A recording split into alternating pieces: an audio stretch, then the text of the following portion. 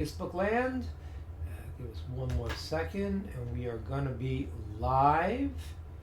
Here we are. We're going live and we're going to make it public so everyone could see.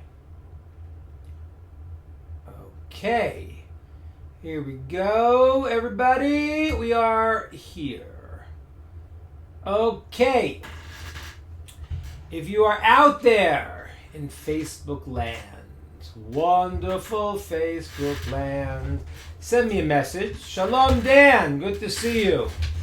Okay, if you're out there in Facebook land or on YouTube, then send me a hello, and we will try to answer as best we can your questions, your queries, and we will tonight discuss something very, very important. We will discuss the upcoming holiday of Shavuos.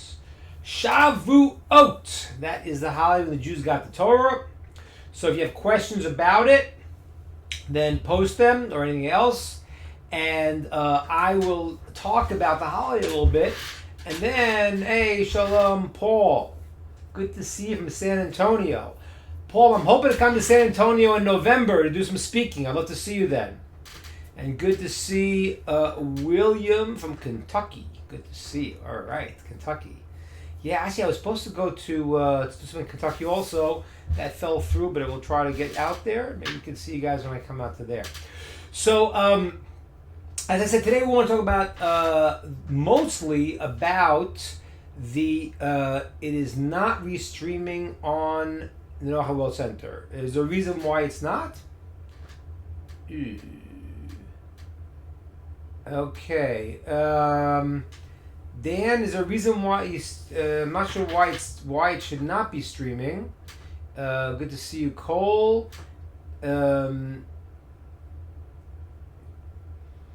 me out, Dan. Here is there a reason why it's not it's not working on the Facebook page, on the YouTube page. I think it's set up that way. All right, it should be working. I'm not sure why. Dan, is it not going on the YouTube page now? All right, we're gonna start the class and the session, and hopefully that will get taken care of. We will just get the word to Victor, who is in charge of our. You're getting comments, so I must not be getting it. Right. Not sure. I'm gonna ask Victor to take a look from our side if there's any problems, and hopefully we will have this thing all settled up that everyone can participate and see. Okay. Okay. So yeah. Dan, is you don't see it still, Dan? Yeah, so we have Victor on the line. Victor, they say they're not seeing it on the Noachal World Center. So I'm not sure if that's true. If that's right, take a look and tell me what to do, all right? Okay. All right. Look at my phone. All right, Victor's taking a look. Let's start in the meantime, guys. So, hello, Abdullah. Good to see you. Okay, Abdullah, you guys seeing me on the YouTube page?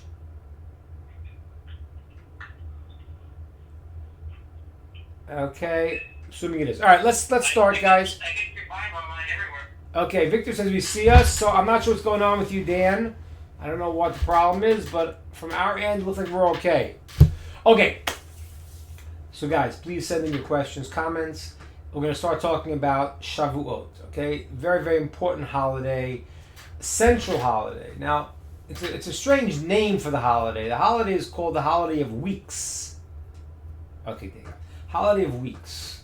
It's a little bit strange because it's such a central holiday. Let's talk about the holiday a second and understand its significance in the world and try to make sense of it a little bit. So, first of all, what happened on this holiday of Shavuot? What happened was the Torah was given. Okay, this is the moment of history, basically. And just to understand this, we have a mixed group of people from all different backgrounds. Some are Jewish, some not Jewish. There's a fascinating thing that I'm sure many of you have heard, but when religions want to make themselves up and propagate their ideas, there are a lot of ways that they do that. The most common way that a religion, meaning a false religion, starts is by going and saying, I have a vision. God spoke to me, and I know. The reason why that is the easiest way to start a religion is because it is not refutable. It's unrefutable. Because you don't know if what I'm saying is true. A guy comes, a charismatic person says God spoke to him. You can't really know if he did because it's happening in his experience. So what happens is, and this is basically the way every religion has started, is that a person comes along, a charismatic person says God spoke to him, he had a vision, he now knows the truth. Usually people in the beginning reject him and this and that, and then after he gets a following and he gets more people that believe him, buy into it, they have families, they have children, and then this idea spreads out. Now, there is one way that you would not want to start a religion. There's one way that would be the least successful way if you wanted to propagate a religion that wasn't true. It's true.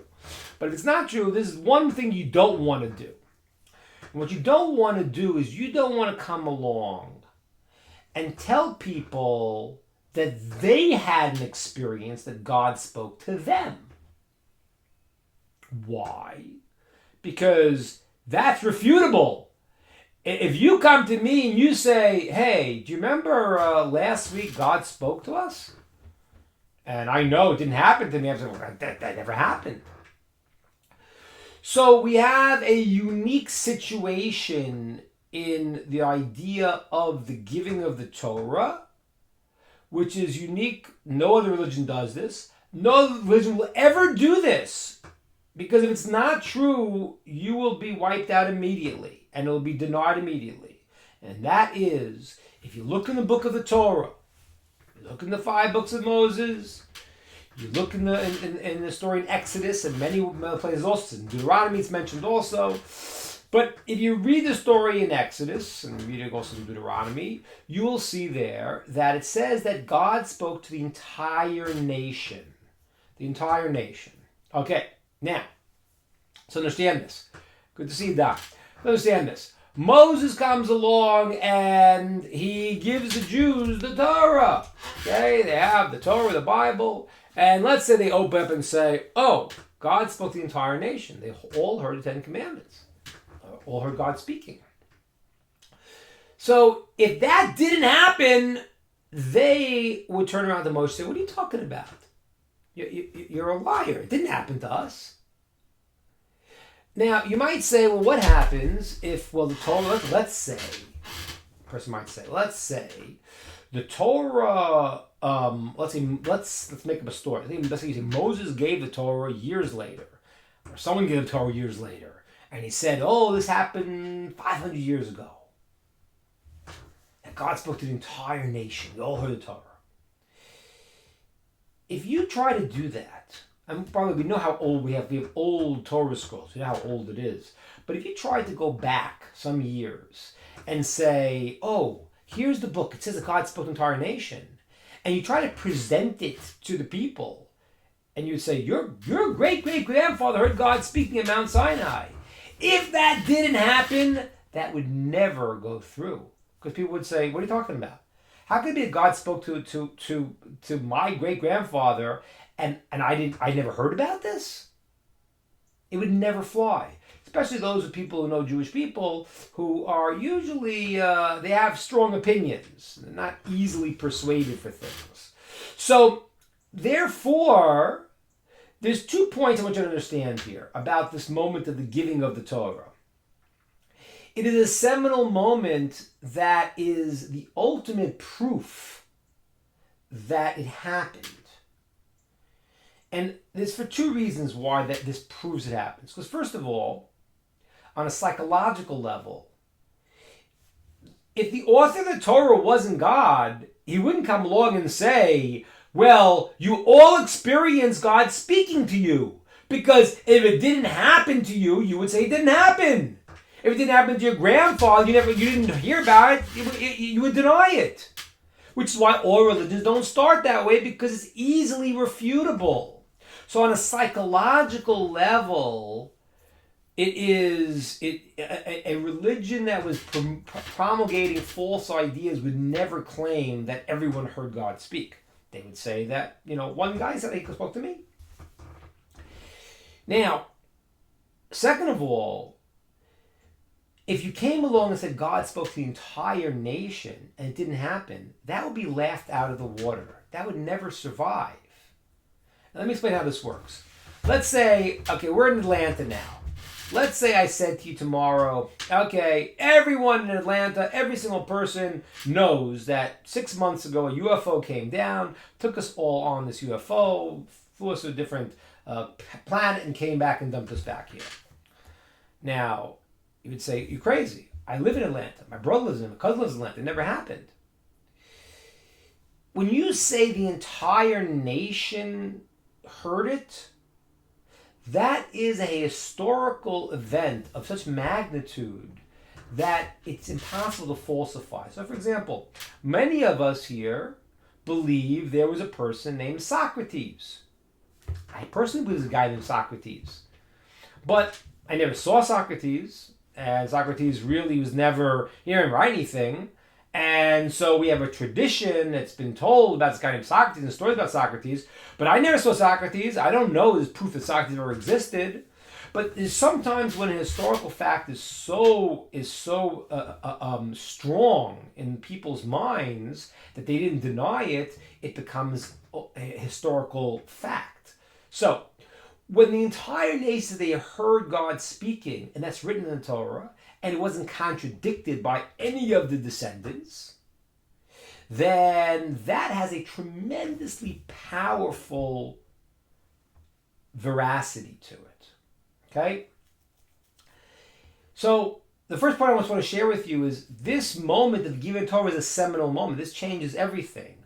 This is a moment where an entire nation heard God speaking. And I want to point out for you also, those who aren't Jewish here, everyone in the world knew it was happening. Okay? There was a natural phenomenon. The world was shaking, so to speak. There was some event that's discussed in the Midrashim that was on a level that the world was something going on, and everyone knew there was a shaking, there was a rattle, there was sounds. They knew something crazy was happening. They didn't know what it was. It says in the Medrash, it's based on a verse in Psalms. It says they went to their leaders. They went to, for example, Bilam, who was a non-Jewish prophet, and they said, "What's going on? The world sounds like it's going crazy. It's falling apart." He said, "Don't get nervous. What's happening is God is giving the Torah to the Jewish people in the desert." So the people are aware of it also. So this fact of what happened is the turning point. It's a turning point.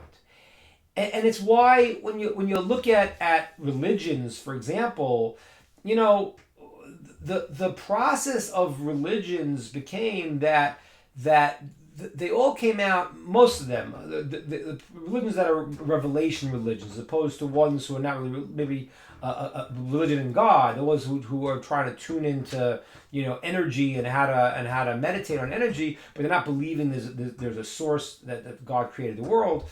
The ones that believe God created the world, what happens is that they all agree to the experience of the giving of the Torah of Mount Sinai. What they are saying is that it changed afterwards. What they're saying is that yes, God gave the Torah to Jews, but then he changed his mind. Then he broke their covenant. All the different versions that have come out of the new religions. Okay, And it's very important to understand this. I once mentioned the Midrash says that this will happen in the future. It's a very amazing teaching. It says in the future, the nations of the world will say they are the new Jewish people, which I think today that's such a common idea. There's so many religions that claim that we don't think that's so striking. When the Medrash was written down, the Medrash was recorded approximately in the year 200, but it's even much earlier tradition. But when the Medrash is recorded, this teaching was put down in writing. So nations were not saying they were the new Jewish people. They were saying the Jewish people who believe in one God are crazy.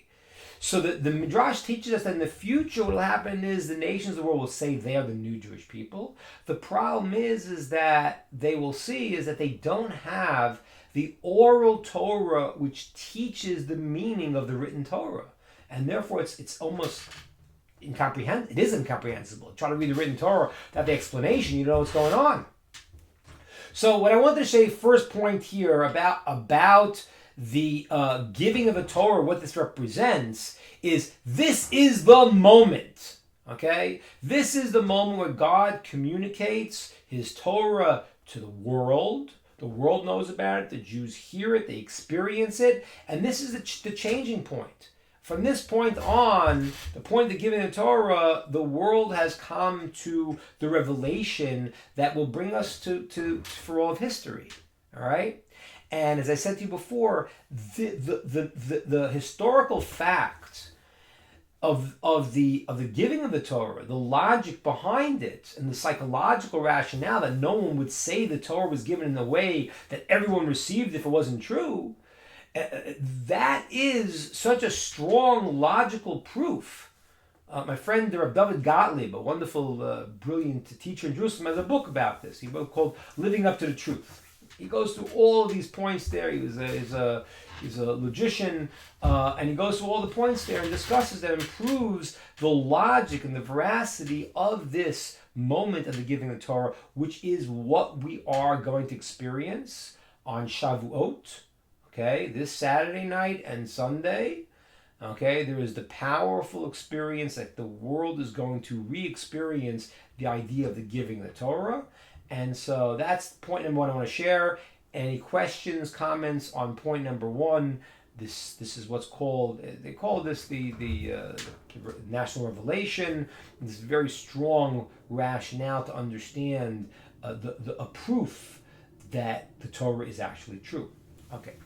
We have a question here from Ayelet. Asks, the moment of receiving the Torah, Hashem promised us all the blessings if we accept the Torah and stayed loyal to our covenant. With Him, He also turned to draw a mountain on our head. If we don't, how can we be sure the Torah was accepted in full heart and not out of fear in light of that threat? Okay. All right, so I'll answer Ayelet's question. I'll ask a question to all of you in a second.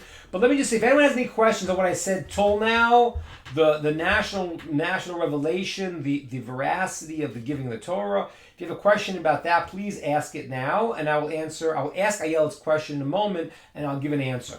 So, but just if you have a question about the importance of this national revelation, I want you to answer it. Ask it, please, because it's so important. It's like, people might ask me, they say, wait a minute, okay, so other religions say, a person did a miracle and there were hundreds of people that saw it. That's not what I'm talking about. See, because if I say to you, last week, I went and I did this thing where, I was doing miracles and a lot of people saw it. And you say, really? Where are these people? Well, I don't know. They're not here now, but they saw it. Hundreds of people saw it. Okay? Me and my buddy John in the pickup truck, and, we saw a UFO. Huh? So when a guy says, even if they say 10 people saw it, 100 people saw it, first of all, who are those people? We don't know who they are. We don't have to give them a test to verify if what they saw is true. So when a religion says, oh yeah, something happened and 50 people saw it, 100 people saw it, that's not the same point. Because what happens is that that's still irrefutable. Because you could say, okay, how come you didn't know about it? Because you weren't there. The guys who knew about it, they saw it, but where are they? They left. And maybe a few people think they saw something. So the national revelation is not just a question of the number of people. What it is that there's no way you could falsify it because everyone is supposed to have experienced it. You can't say, oh yeah, someone else experienced it and it's nothing to do with me, and therefore I would have the ability to refute you. So that's also an important point to understand why this is so crucial. Okay, so that's the first point. Now we have two fantastic questions here. One is from Ayelet and one is from Don. So let me say Ayelet's question first. This is Ayelet's question. I had made a short video, a 5-minute video that kind of deals with Ayelet's question a little bit from another angle. I think Dan and I hopefully will be posting it so you guys can see it. But here's Ayelet's question. It says like this. It says when the Jews came out to get the Torah, it says they stood b'tachtit har. Tachtit har is a very, very weird phrase. Because it should have said, lamata, down by the mountain. The word tachtit means the underside of the mountain.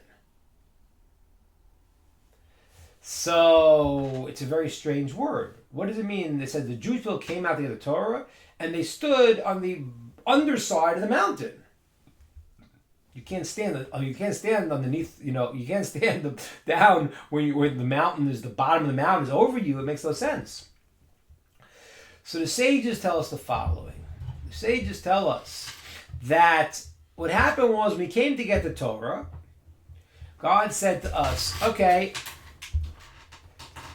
take the Torah, and if you don't, then that's your burial ground. I'm going to crush you with this mountain, and you're not going to get the Torah. If you don't want it, you'll be crushed, you'll be dead. So that's what it means. They were underneath the mountain was above them. That's the question now. So, first of all, it's strange. It's really, really, really strange. Why is it strange? Because when the Jews were asked they want the Torah, they said, Na'aseh v'nishma, we will do it. We will do it, and then we'll understand it. We want this so much. So if they wanted it so much, then why did God say to them, you better take it? That's question one, right? Question one. And question two, which the Talmud also asks, question two is, if the Jewish people said that they accepted the Torah because they were forced to, then what really, how is that binding on them? It's a little different. If they accepted it because they were forced to accept it, then what is the, let's say they say, okay, fine, we have to do it. We were forced to do it. We're forced to do it, but we don't really want to do it.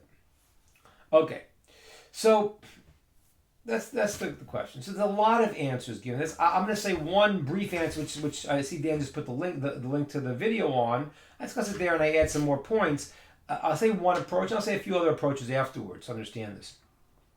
One approach, which I like very much, is the understanding that it's not literal, that God has to pick the mountain up. Again, you have to know when to say this. This has to be our sages. When the sages speak, they speak sometimes in very deep realities, and people who understand things in very limited ways don't understand what they're saying.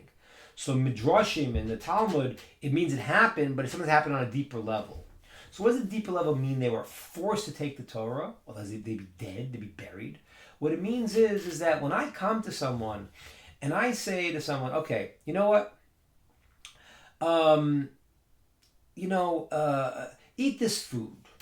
Eat this food. All right? And a person eats the food, and God forbid they die on the spot. Poison. Okay? Now, if I said to someone, if you saw it happening to someone else, and the person came and said, hey, eat the food, would you eat the food? No, of course not. Because since the result is so clear, you have no free will. Say maybe if I said eat food and it would heal you and you ate the food and you got 20 years younger and strong, then everyone would eat the food. There's gonna be no question. So what happens is that when something is completely obvious, you have no free will. And that's one of the deeper explanations what it means that God forced them to take the Torah or to be buried with the mountain. Meaning that if at that point they would say, no, we don't want it, when they saw what it was already, it was so clear the importance of how this is going to affect their lives and how this is the basis to everything, they would have been literally burying themselves. Like their head in the sand, so to speak, but much more. Their whole body would have been stuck in the ground because they would have been incapable of living. The thing that's so obvious to them, that was so clear, they had no choice but to say yes. And so some of the commentaries explain that that's what it means. What it means is that when it says that God, often the Torah said, yeah, we want it. We want more than anything. When it came the moment to get the Torah, to accept it, so they didn't really any longer accept it from their own free will because they had to. They saw the mountain on fire and they heard that they had this whole experience where it says they heard what was seen, they saw what was heard, an outer body experience. Okay, they had to do it. That's the explanation. So then it says, in the Talmud it says, now even though the Jews accepted the Torah under force, so to speak, when the revelation of Sinai came, years later they accepted the Torah in a place of complete free will. When was that? That was after the story of Purim. Because Purim are miracles that happen in the hidden realm. They happen in the natural world, right? There's a story, and there's a king, and he goes, and he gets mad at his queen, he kills her, and then there's a decree against the Jews, and the king had remarried a woman, didn't know she was Jewish, and it all sounds like just natural stories. And then, if you look, you see God in your life in all these stories. That's the ultimate. That's called Nisim Nestorim, the hidden miracles of every day of our lives. And guys, this is what we're doing right now. This is what we're doing right now. We are no longer in the world of clear miracles. We live in the world of the hidden miracles, and our job is to go and to see God in our lives, the hidden miracles. So the story of Purim was the ultimate because it looked like it was lost and they were dead, and then it looked like it was in coincidence and happenstance and nature. And then the Jews said, no. We see it's God. And that's why the text in the story of Megillat Esther, the story of Purim, it says, Kimu v'kiblu, they re-accepted upon themselves the Torah. And therefore, they can no longer say, we accepted under duress. Duress meaning when the world was clear. Now we accept it when the world is in the state like we're in today, where the world is not clear.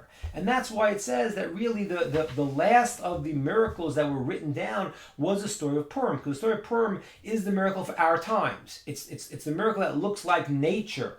And therefore, it's the world we live in today, where it's not supernatural miracles that happened in the desert, but rather the natural miracles that we live through all the time. So the answer to your question in one sentence, Ayelet, is that the Jews wanted the Torah. What it means they were forced to accept it means they had no free will because truth was obvious. But years later, when the truth was concealed again, they had to see God through the mask of nature. They re-accepted the Torah and they took with all of its obligations and all of its beauty. Okay, very good. Good question, Ayel. I'm just gonna. Very good. Cole says, there's people do say, this is very deep, and I want to explain something to everybody in a moment to understand. This is not like you have choices to make up different answers. What this is that there is truth. When you look at something, even in your own interactions with people, what happens is that your interactions are complicated. You think that the person did something and they were so bad to you, but if you really know what they did, they were thinking this, they were thinking that, maybe they spoke badly about you, they didn't mean it, they were just agitated, they were this, they were that. Who knows? So there's so many complicated factors in every interaction. How much more so when we're talking about the secrets of the world? They're happening on many, many levels. So Cole mentioned here that there is commentaries that do say that the mountain was like a canopy, like a wedding canopy. It was a moment of the marriage of Jewish people, and they needed to be surrounded in God's domain. And I think that there is genuine commentaries that do say such a thing. I'll tell you one of the things here on this point though, on the point that they were forced. This is a very, very deep point. This is said by the Maharal Prague. The Maharal was a great philosopher, Kabbalist. He says that the reason why it had to be given by force was because otherwise you would think the Torah is optional. Understand that a second. Meaning that if I go and I say to you, I accepted the Torah and therefore it exists. So then the way you look at the world is that this doesn't have to be. There's certain things that have to be. And actually by saying it, you have a choice, then that takes away from the necessity of Torah to be in the world.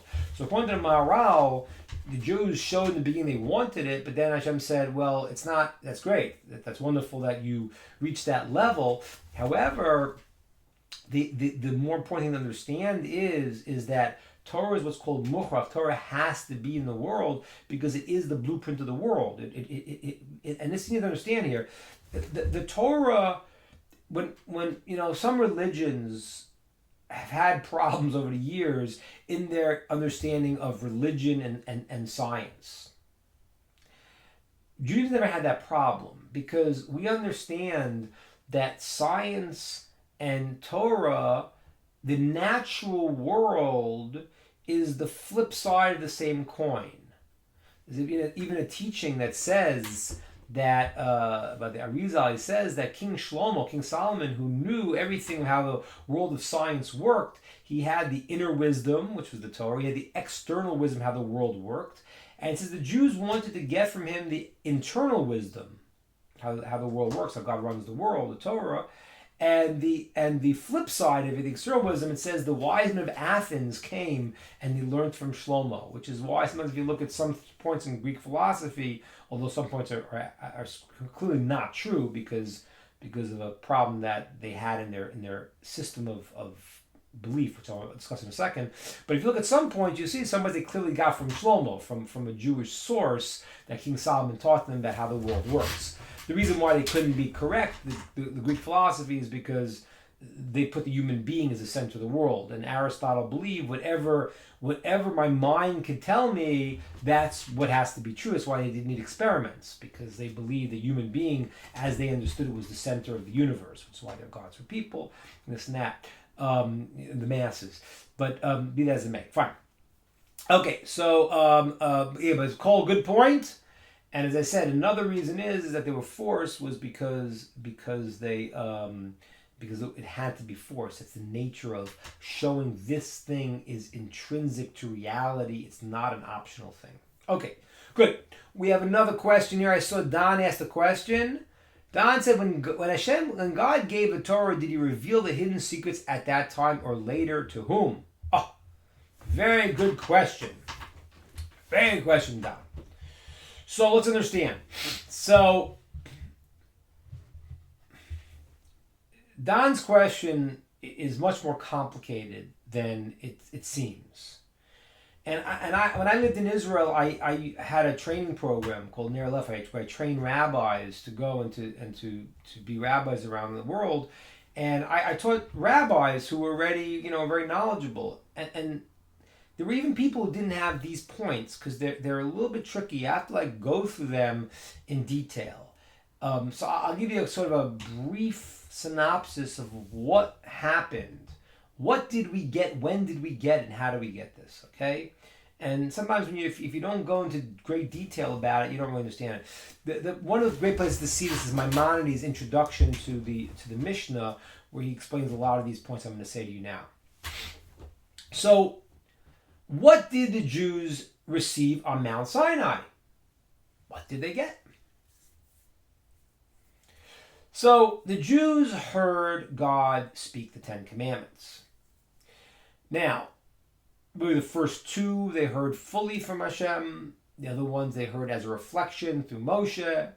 But at the Mount Sinai experience, they heard the Ten Commandments. Now, there's a problem with that. The problem with that is the Ten Commandments have no more validity than any other commandment. Okay? You can't say, some of the capital cases, that's true, but there are other capital cases also. You can't say, well, I'm going to just do the Ten Commandments, not the other ones. So, why do we have this idea of 10 commandments in the first place? Why they hear 10 commandments? Why, if there are 630 commandments, why didn't God give 630 commandments? Why did he give 10? And if these 10 are they're not considered to be more, it's all, you have to keep the whole Torah. It's God's Torah. So, what does this mean? Hey, good to see you, Kat. Welcome. Oh, Basil, good to see you. Welcome. So what does it mean they got the 10 commandments? The answer is that the Ten Commandments is a bad English translation. It's not 10 commandments. If you actually count the commandments, it's 14 commandments. Yeah. Second commandment has a bunch of commandments. It has commandments not know the God, don't make an image. There's various commandments in that commandment. So there really aren't 10 commandments. That's a bad translation. The Hebrew term is Aseres Adibros, 10 sayings, 10 statements. Okay? Why is that? Because there are 10 principles from which the entire system could be understood. Now, it goes even more. If you go to the first two, the whole Torah can be understood from the first two commandments. Okay? The I am your God, all the root of all the positive commandments. Have no other gods, the root of all the negative commandments. The commentaries even explain how you can see it all in the first commandment, I am your God. And that's the way it works. There's even a commentary that shows that the entire Torah, all the 613 commandments can be learned out from the first word of the Torah, word Bereshis. You could flip the letters around. It spells Barashis, God created in 6 days. That's Shabbos, Bris Eish, a covenant of fire, the commandment of the Bris covenant. They go through all the commandments in one word. So what does that mean? What that means is the 10 statements were 10 points, right? 10 points, 10 principles with which all of the system, all of the 613 commandments could be understood. That's why God gave the 10 statements. Because when they got them, they understood the whole thing. And this is the very fascinating thing. It says in the Midrash, when they heard God speak, their soul left them. They died. And then the soul went back into them. And the Midrash talks about how they got blown back. And the angels had to come and bring them forward. And their souls were leaving them and coming back in. Their entire sensory system was changed. And that's what it says in the text, is they heard what was normally seen, and they could see what was normally heard. So they were functioning, this moment of revelation was a prophetic moment that was completely, they were changed people. And therefore, when they heard the commandments, the principle, all of the ideas and the corollaries that come out from that commandment made perfect sense to them. If your mind is open, we use, 4% of our brain, 5% of our brain, it's like 10%. Imagine you had 100% of your brain in 1 second. So at this moment, we heard everything, we understood. So when the command comes out, don't kill, also the corollaries, don't embarrass someone publicly. How? When did you allow to kill someone if they're coming to kill you? All these different things. They understood the whole thing because the 10 statements was a moment of clarity and revelation that God revealed himself to the Jewish people, and they were able to understand the entire Torah and all the things from that in that moment. Okay? Very good. Kat has a question. Did God give the oral Talmud at the same time? I'm going to get to that. Very good. I'll get to that. So now, at this moment, the Jews heard the Torah being given. They had tremendous clarity, but they were not going to stay on that level. And that's why the text says, God said to Moshe, says, tell the people to go back to their tents. The tent represents the part where you live. That's the body. They had to go back to their body. They couldn't stay on the level that they were. And Moshe says, you stay here with me. But the Jewish people heard it, they experienced it, but they were not going to maintain that. And then certainly, as they fell within the golden calf, they came back down to a different reality. But the moment of Mount Sinai's clarity was a moment of complete clarity. Now, Moshe goes up to the mountain after they hear the Ten Commandments for 40 days. Okay? Now, what does God give him on those 40 days?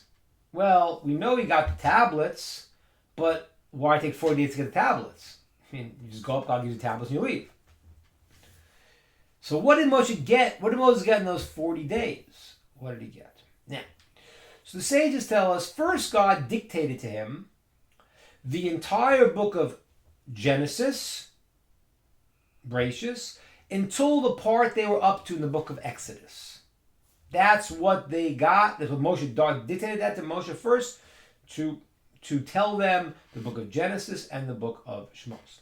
On Mount Sinai now, God starts to teach him the entire Torah in all of its details. Now, for the observant student, you realize there's a problem. Because if you say God told him the whole Torah, for the entire whole Torah, so Moshe would take the Torah. He'd say, oh, you teach the whole Torah? Let's look over here. Oh, in the book of Bamidbar, apparently Moshe hits a rock. And he can't go into the land of Israel because he hits a rock. So then he wouldn't hit the rock. So obviously, when I say he gave Moshe the whole Torah in 40 days, he did not give him the 5 books of Moses. That didn't happen yet. Only the book of Genesis and the beginning of Shmos, of Exodus, did God dictate to him. The rest of the 5 books he did not dictate to him. So what did he teach him on the 40 days? He taught him the whole Torah. As Kat said, the Torah, all of its dikdukim, all of its oral explanation, all of the, but it was based on the 613 commandments. Okay? So, for example, here's the commandment. Here's the commandment, like I said before, don't kill. Okay? Now, don't kill. Here is, the corollaries of it. Don't embarrass someone. Here are the laws, when you can, when you can't. Well, all the stories there. So Moshe, from the 613 points of the commandments, he learns the entire Torah, the commandments, the mystical level, as Don asked earlier, the Kabbalist level, all the secrets, the personality levels, the emotional levels, the psychological levels, the legal levels, every single thing he gets in those 40 days. Unfortunately, at the end of the 40 days, Moshe forgot. He couldn't remember any of it. And God gave it to him as a gift. And sages tell us that's what you understand. Torah is a gift. You think, oh, I'm just a smart guy. It's not, you don't get it. God's to give it to us. So that's what he got in the 40 days. The 40 days he got the entire Torah with all of its concepts, which the Jews kind of got as a flash on Mount Sinai, but Moshe got it in all of its detail, in the great detail of, and understood it. The Jews got it as a prophetic moment of understanding, but Moshe got the whole Torah with all of its details. He came down to the mountain and he starts to teach the Jews the entire Torah. And let me tell you how this works. This is amazing. It's how amazing this is. So what happens is it actually tells us the method of teaching. Moshe used to bring Aaron in. He taught Aaron first. Every commandment taught Aaron. Then he brought Aaron's 2 sons. Okay, he taught a second time. Then he brought in the 70 elders. Then the whole nation heard Moshe speak at once. Then Moshe left. Aaron stood up and he taught it. Then Aaron left, and the sons of Aaron taught it. Then they left, and the 70 elders stood up and taught the Jewish people. So they all heard 4 times. The Jewish people heard once from Moshe, once from Aaron, once the sons, and the 70 elders. And then they broke up into groups, and they were reviewing it. It literally was called a yeshiva today. They reviewed everything, and they learned it, and they would go through it. And that's the way that they would learn as Moshe was teaching them in the desert. Now, one more piece to understand this. So when do we get the rest of the 5 books of the Torah? So the way this works is like this. The Jews build the tabernacle, right? In the story of the giving of the Torah, Moshe goes for 40 days to get the tablets. The tablets he's going to get is going to change the whole world. If the tablets can be brought down, the whole world is different. Why? Because the first tablets were not only that the writing was the writing from God, the stone was also from God, which represents the physical body was also going to be transformed. The world would have been different.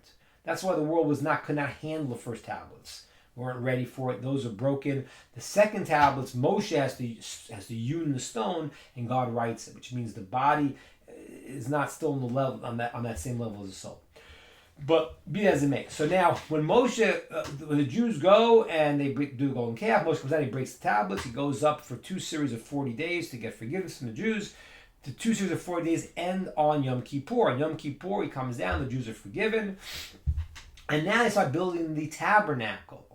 The tabernacle is built. God now speaks to Moshe from the tabernacle.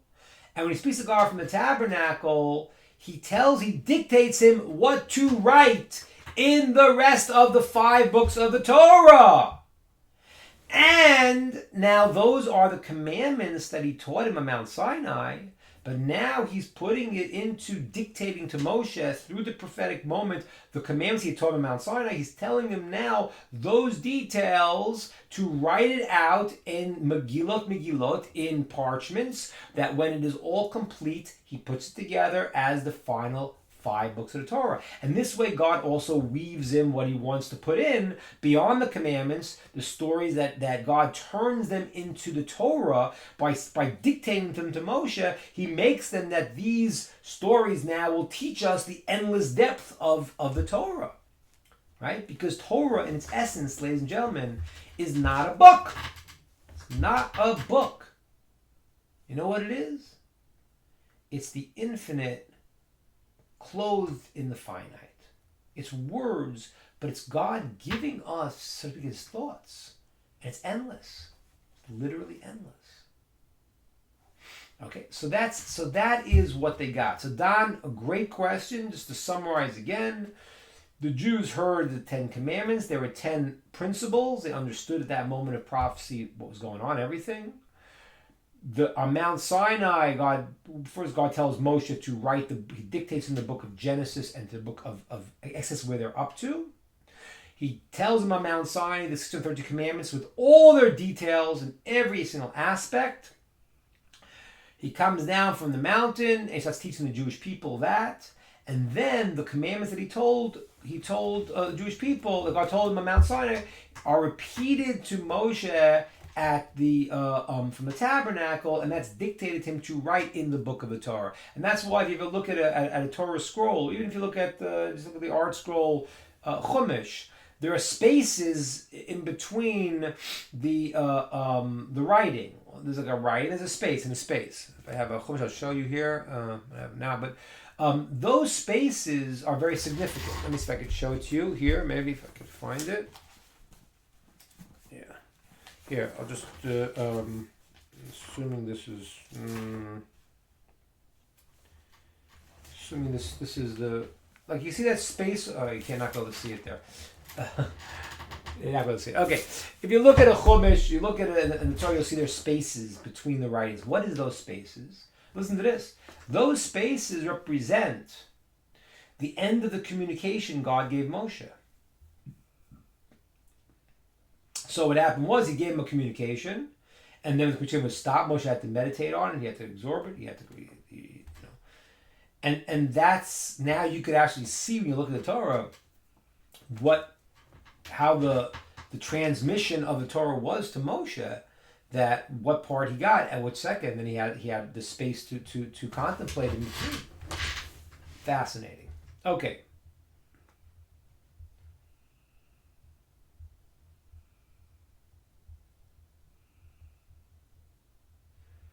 So, Dan, I don't know the answer to this question.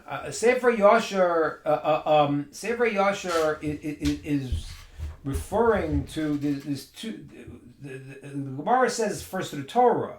So I don't know. Maybe it's a different book you're referring to. There's a book by Sefer Yashar written by Rabbeinu Tam, and the Sefer Yashar in the Talmud says refers to the Torah. I don't know what that's referring to. I mean that may be some other book. I don't really know. I'm sorry. I have to look that up. I don't think that's a.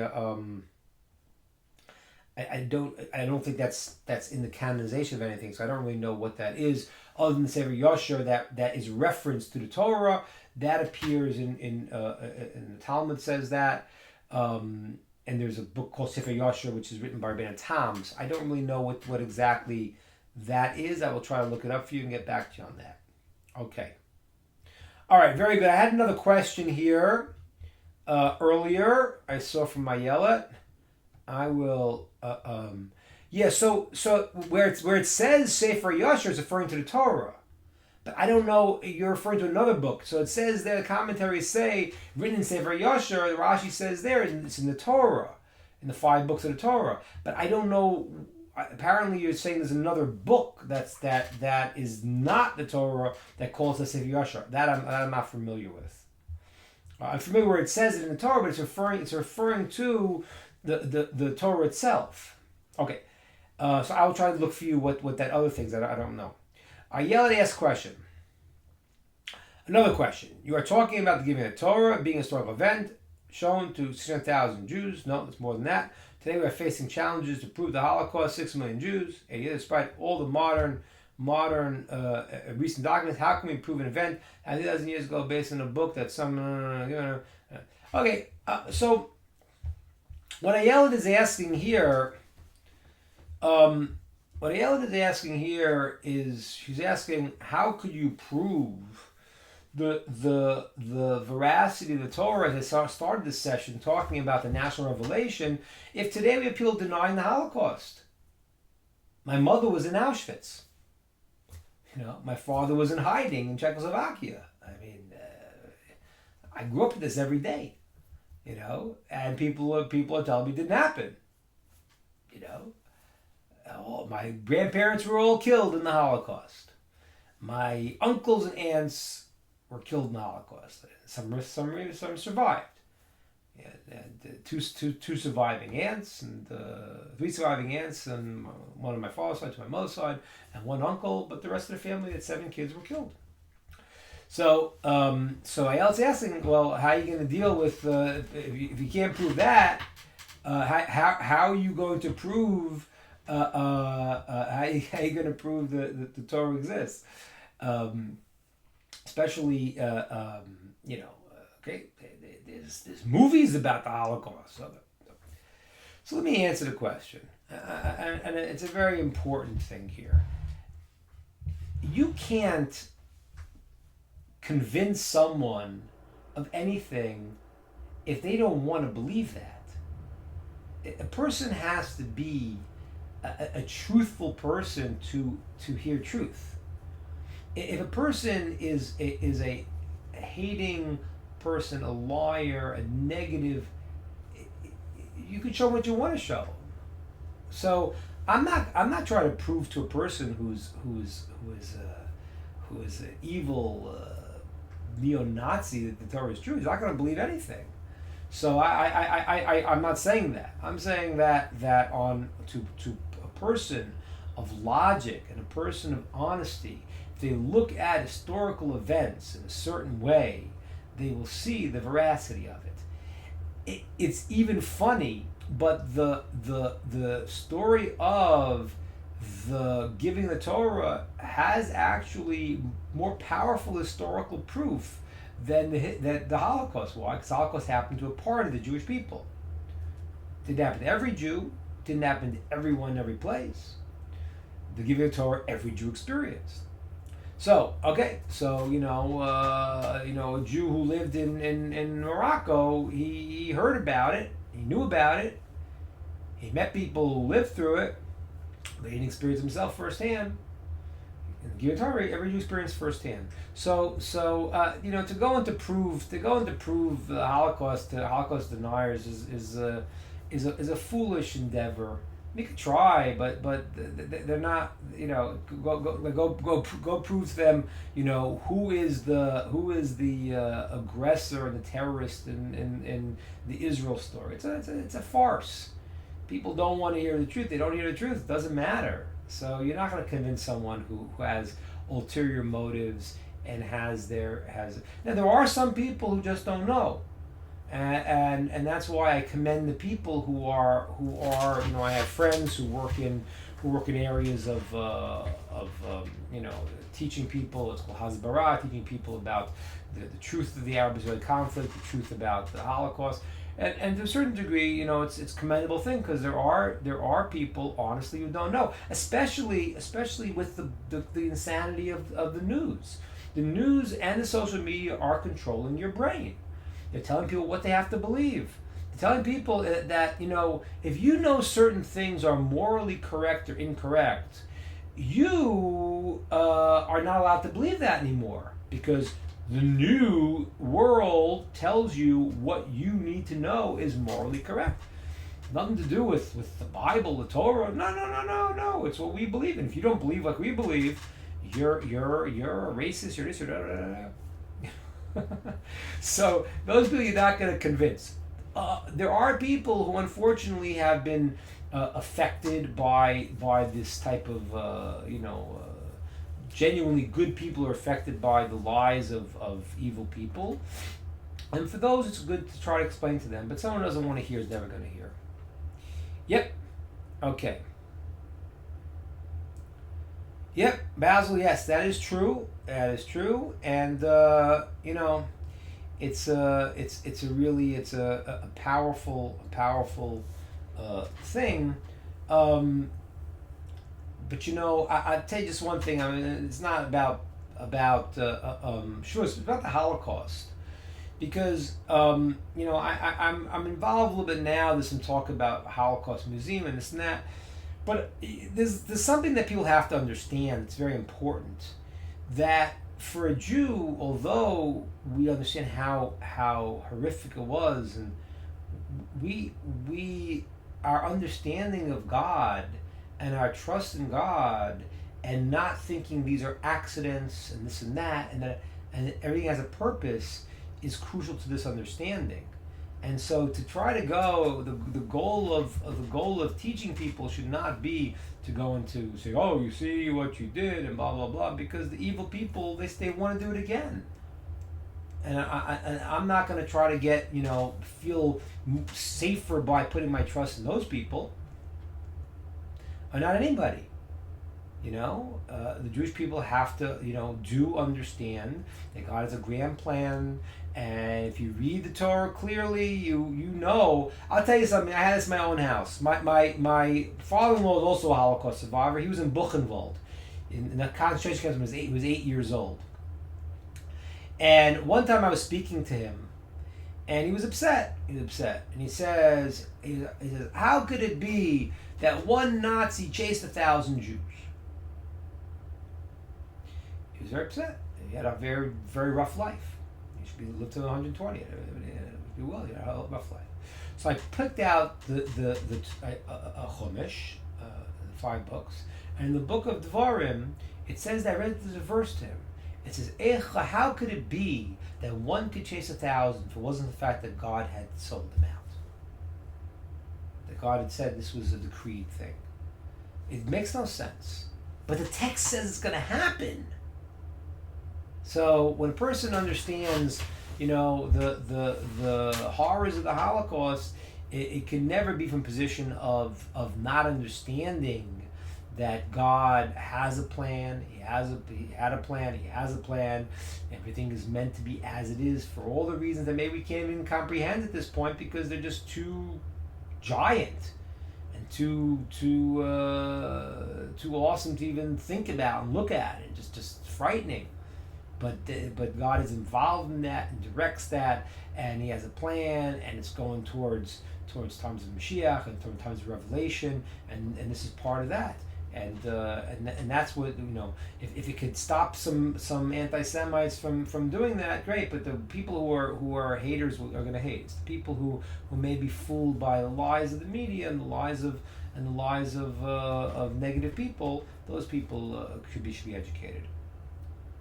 Yeah, Halacha is Parshas Torah. Exactly what I just said. Yeah. If you look in Parshas Nitzavim, I believe it is. In Parshas Nitzavim is a verse. It says, "How could one chase 1,000?"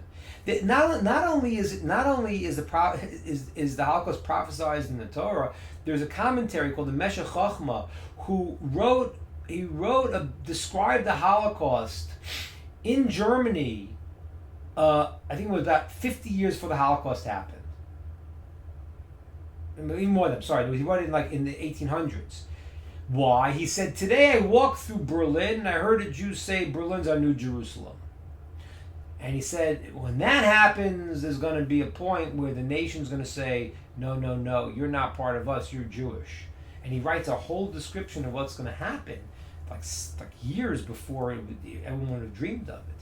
So yes, it is mentioned in the Torah. However, you have to understand one thing, just to qualify for a second.